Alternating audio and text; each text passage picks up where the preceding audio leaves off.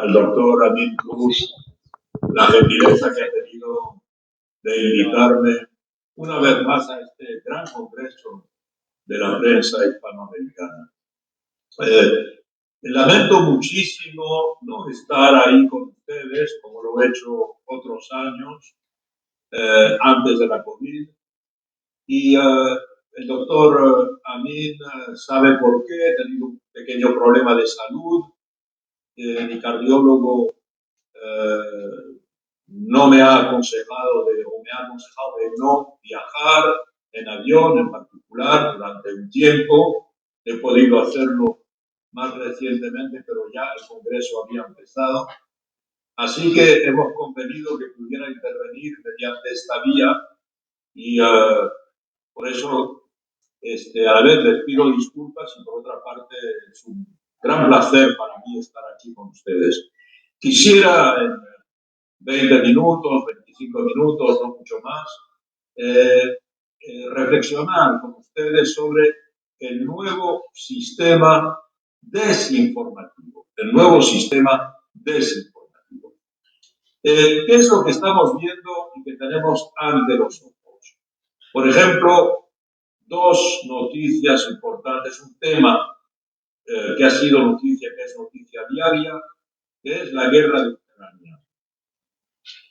Y otro tema que ha sido noticia estos últimos días, que ha sido el atentado contra Cristina Kirchner.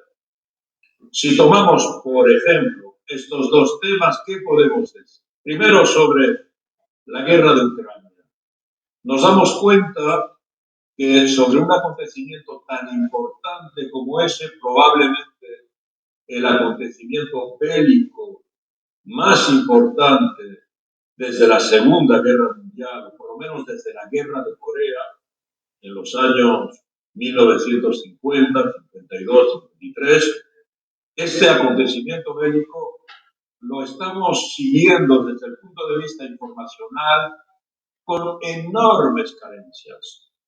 No sabemos lo que pasa en el terreno, a pesar de la extraordinaria progresión que ha habido en términos de tecnología, a pesar de la cantidad de periodistas que se encuentran en el terreno, en realidad no tenemos una visión completa, panorámica de lo que pasa.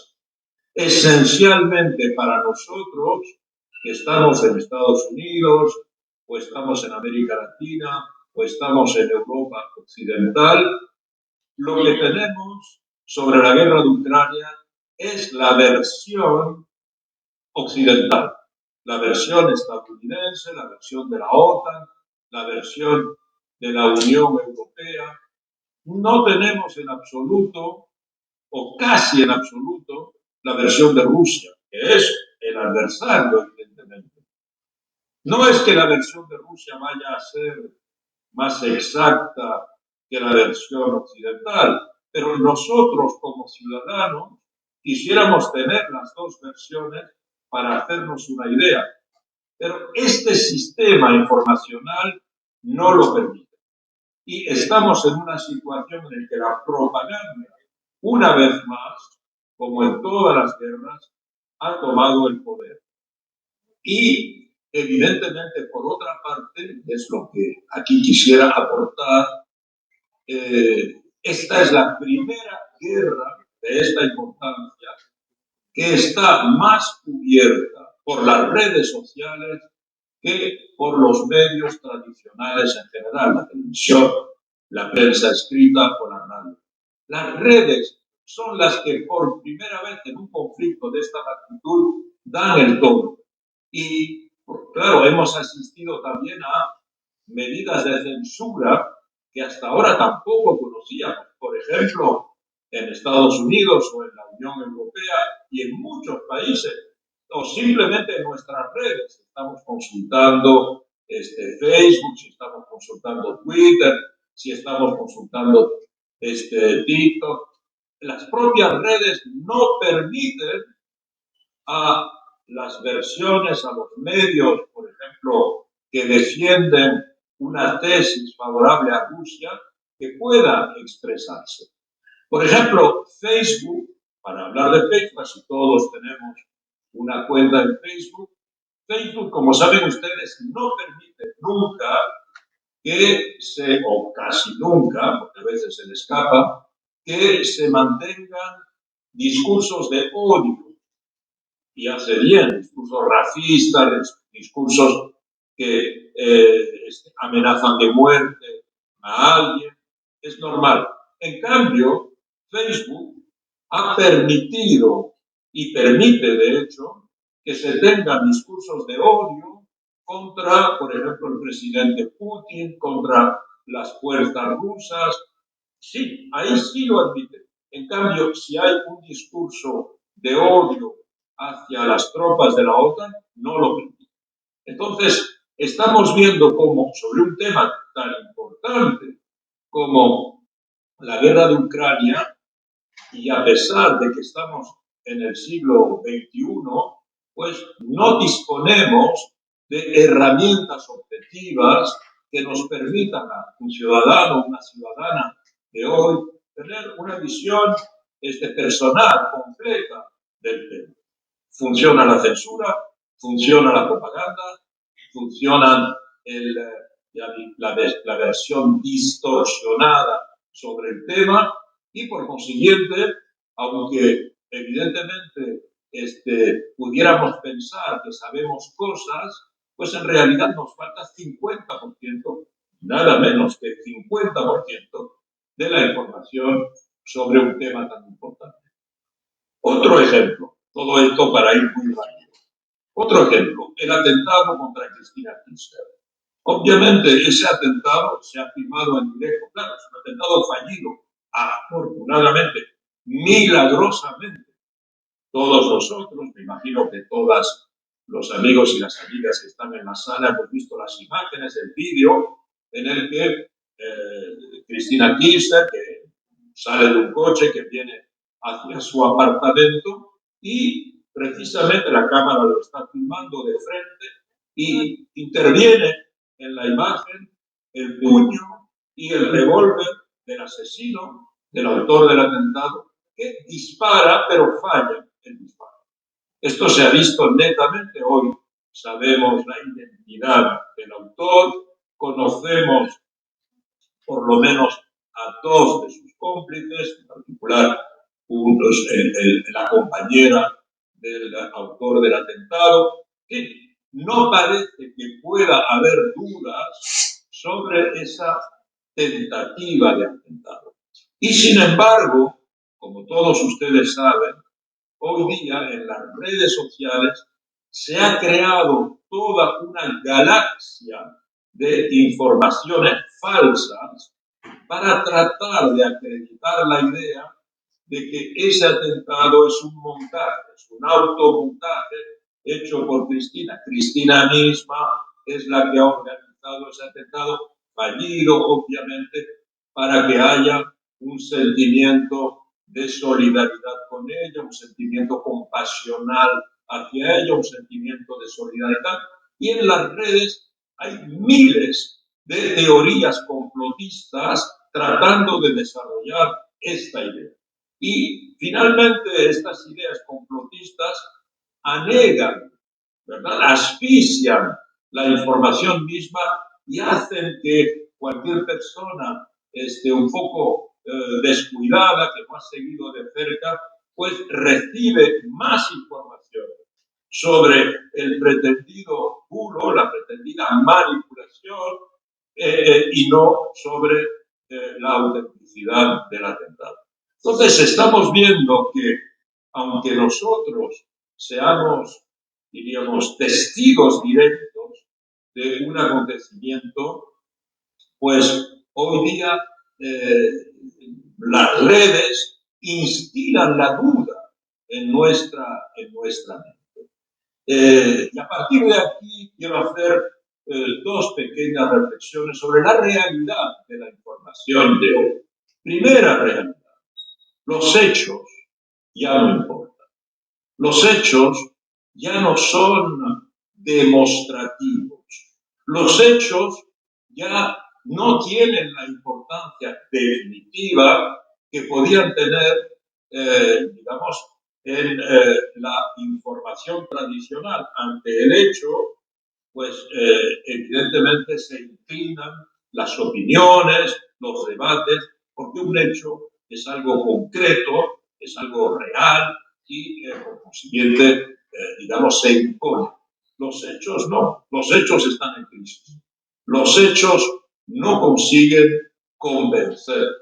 Y esto desde hace unos años, yo diría desde hace 5 o 6 años. El mandato del presidente Donald Trump demostró precisamente que los hechos ya no tenían la validez que podían tener en otro momento.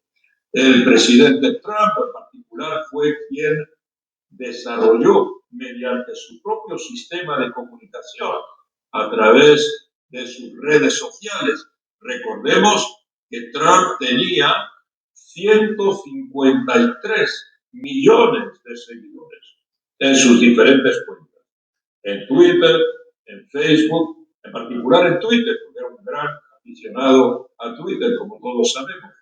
Entonces, en su propio sistema de información, él difundió esta idea de que los hechos son contestables, finalmente, y esta idea que él desarrolló también del hecho alternativo, ¿no? El hecho alternativo, usted puede decir, recuerdan la polémica que desarrolló Trump en torno a cuántas personas habían asistido a la toma de posesión en enero del 2017, cuando él hizo su toma de posesión. Él dijo y afirmó que era la toma de posesión de un presidente a la que habían asistido el mayor número de personas jamás reunidas a una toma de posesión presidencial. Y claro, muchos periódicos demostraron que eso era falso. Bastaba con mostrar una foto de la toma de posesión de Trump con las personas que estaban en la explanada en Washington y la toma de posesión, por ejemplo, del presidente Obama, y se veía que para Obama había 2 o 3 veces más personas que asistieron a la toma de posesión. Y sin embargo, Trump repitió y volvió a repetir que en su toma de posesión es donde más había. Él desarrolló la idea esta, repito, del hecho alternativo. Usted tiene su hecho alternativo, su verdad, yo tengo la mía, y la mía es la que cuenta. Recuerden que él afirma aún hoy día que ganó las elecciones contra el presidente Biden. Cuando Biden sacó 7 millones de sufragios más que Trump y evidentemente sacó varias decenas de votos de grandes electores más que Trump, pero sigue afirmándolo y eso no es, digamos, lo más importante. Lo más importante es que el 70% de los electores republicanos, como ustedes saben, creen que Trump tiene razón. Entonces, frente a los hechos, porque no hay ninguna evidencia de que haya ganado las elecciones, no hay ninguna evidencia de que haya habido fraude. Y el presidente Trump lo sigue afirmando. Durante el mandato de Trump se desarrollaron conceptos como fake news, que quiere decir mentira, evidentemente, pero la expresión fake news es algo como más sofisticado, porque es una mentira, pero fabricada, elaborada, construida. Y evidentemente también el concepto de posverdad, una verdad que sería finalmente una verdad que escapa a la lógica, que escapa. Aquí quisiera decir otra pequeña consideración. La verdad. En materia de información, en particular en materia de periodismo, el concepto de verdad es fundamental. La verdad de los periodistas, las periodistas, tienen como un compromiso moral, un compromiso ético en la defensa de la verdad en investigar, en difundir la verdad, lo que consideran que es la verdad. Un dirigente político o una dirigente político puede afirmar algo, la periodista debe investigar para saber si esta afirmación corresponde a una realidad o no. Ahí es donde los hechos son los que hablan. Pero hoy, tanto los hechos, que dejan de tener importancia, están dejando de tener importancia, y cómo la verdad está en crisis. La verdad ella misma está en crisis. Quiero decir aquí, quiero recordar aquí algo que yo les digo a mis estudiantes, es que la verdad tiene una historia. La verdad no se impone por sí misma. La verdad tiene una historia. Durante mucho tiempo, durante milenios, la humanidad funcionó con un concepto de verdad que podríamos definir como una verdad relámpago.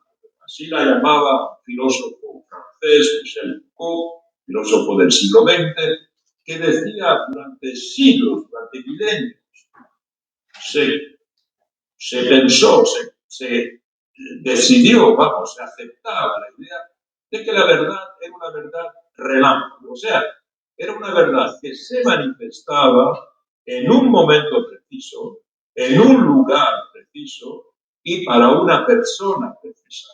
Era la verdad de los griegos, por ejemplo, ¿verdad? Los griegos pensaban que el oráculo que se encontraba en Delfos, la pitonisa Pitia, ¿no? Pues recibía la verdad de los dioses del Olimpo una vez por semana, los jueves, a tal hora, recibía la verdad. Y ella podía decir, esto es lo que pasa, esto es lo que va a pasar. Y eso no se discutía. Es evidentemente la verdad que cuando uno va a consultar, por ejemplo, a una persona que tira las cartas, nos dice, mira, en amor vas a tener esto, tu novia va a regresar, o no va a regresar, o tu abuelo va a fallecer, o no va a fallecer, etc. Esa verdad que se manifiesta en las cartas, o en la arena, o toda clase de, digamos, de recursos, los auspicios en Grecia, por ejemplo, tenían un bastón y dibujaban en el cielo un cuadrado y esperaban. Y según los pájaros que entraban en ese cuadrado imaginario en el cielo, eso tenía un significado. Si era tal tipo de pájaro, si entraba por la izquierda, significaba esto. Si era tal tipo de pájaro, intervenía por la derecha, significaba esto. Por arriba, esto. Así sucesivamente. Esto es la verdad relámpago. Cuando nosotros consultamos el horóscopo y pensamos que el horóscopo va a decir lo que nos va a ocurrir, esta es la verdad relámpago. Cuando compramos lotería y apostamos por un número preciso porque pensamos que ese número es el que está predestinado para traernos en la dicha, eso es la verdad relámpago. Obviamente, repito, el mundo funcionó con esa verdad, los reyes se hacían aconsejar por este tipo de verdad, por consejeros que creían en esto. La medicina funcionaba de esta manera y se declaraba la guerra o no se declaraba la guerra según este tipo de verdad. O sea, que aunque hoy día eso nos parezca absurdo, el mundo y el mundo civilizado funcionó así hasta el siglo XVIII. Y en el siglo XVIII empezó a ponerse en práctica otra verdad, que es lo que llamamos la verdad cielo. Lo que este filósofo, que fue profesor mío, Michel Foucault, llamaba la verdad cielo. ¿Qué quiere decir la verdad cielo? Es una verdad que se manifiesta siempre, en cualquier momento y para cualquier persona, obviamente. La verdad cielo es lo que llamamos la verdad científica, la verdad del método, la verdad del progreso, la verdad que establece el pensamiento científico. A partir del siglo XVIII empiezan a desarrollarse las ciencias exactas, se lucha contra la superstición, se establece poco a poco leyes físicas, leyes químicas, leyes de la naturaleza, y el mundo se empieza a organizar de una manera racional y se crea esta verdad. Entonces, ¿qué podemos decir? Bueno, la verdad del relámpago evidentemente fue muy criticada porque era una verdad caprichosa, digamos, era una verdad que calificaríamos hoy día de verdad supersticiosa. no estaba fundada en un razonamiento científico. ¿Y la verdad científica? Bueno, pues la verdad científica, miren cómo va el mundo. Miren qué mundo estamos. Un mundo con la crisis climática, un mundo con la guerra de Ucrania, un mundo con la inflación, un mundo con la COVID, un mundo con migraciones masivas por todas partes, un mundo con tantas desigualdades, un mundo con tanta miseria. La cuestión es, esa verdad científica tiene éxito, está teniendo éxito. Ha podido evitar catástrofes como Chernobyl, como Fukushima, como otras catástrofes que se producen en el mundo. Entonces, hoy estamos ante una especie de crisis de la verdad, crisis de los hechos, crisis de la verdad. ¿Cómo se expresa eso? Bueno, volvamos de nuevo al mandato de Donald Trump. Veamos cómo durante el mandato de Donald Trump se pudo desarrollar toda una serie de teorías complotistas que tuvieron una extraordinaria expansión. La teoría del Pizzagate, la teoría de Quanon, ¿verdad?